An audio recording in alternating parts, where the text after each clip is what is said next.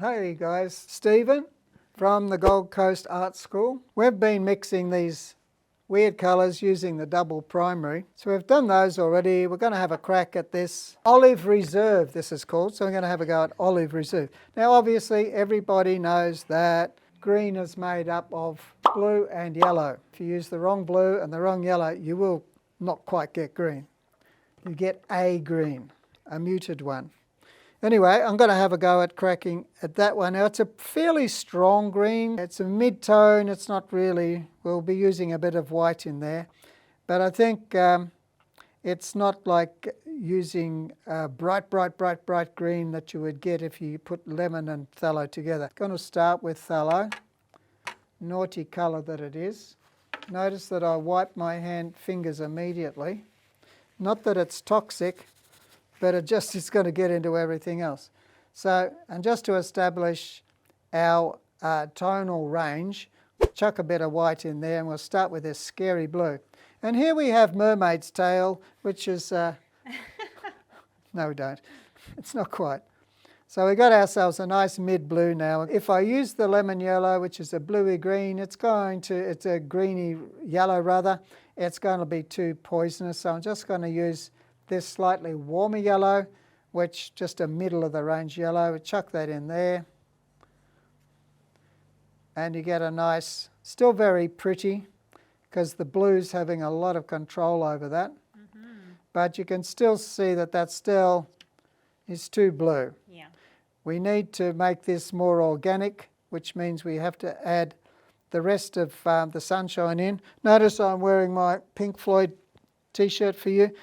That's light is made up of all colours. So we need a bit of red in there. Chuck a little bit of that. See how immediately that greys it? I was a bit tentative, so I can put a tiny bit more. And see, by putting the red in, now red being the chromatic opposite or the complementary of green, it reduces, when you mix it, they collide, and actually they kill each other. They're complementary when they're kept apart. They tell each other how good they look. Why is that? Because there's none of the other in the other. But when you mush them together, that's what you get. So they kind of destroy each other. So this is on the way to looking cack. And just to prove the point, I'll just put a dab there. It's getting there. It's pretty close. Questions you ask, is it too light? Is it too dark? Is it too warm? Is it too cool? I think, from my estimation, I can see a bit too much blue in that. Mm-hmm. And it's obvious, clearly, it's dark. So for starters, I'm going to just add a touch more white, then that will sort of lighten it up a bit, get it closer to the zone. In we go. We've never ever had one mix in 4 goes, have we?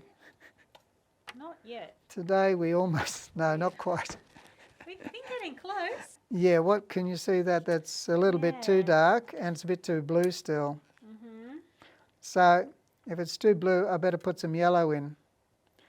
And I might just put a tiny bit of this lemon yellow. See what that does.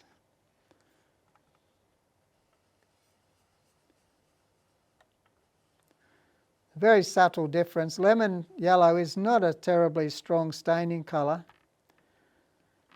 And now we're very, very, very close. That's it there. Probably whisker of white. Good old WW. I'm tapping off the extra because I don't want to go all chalky on it. Put that in there. There it is. There it is. Ta-da! Actually, looking at it, it's a teensy-weensy bit too pale, but near enough for rock and roll. Very good.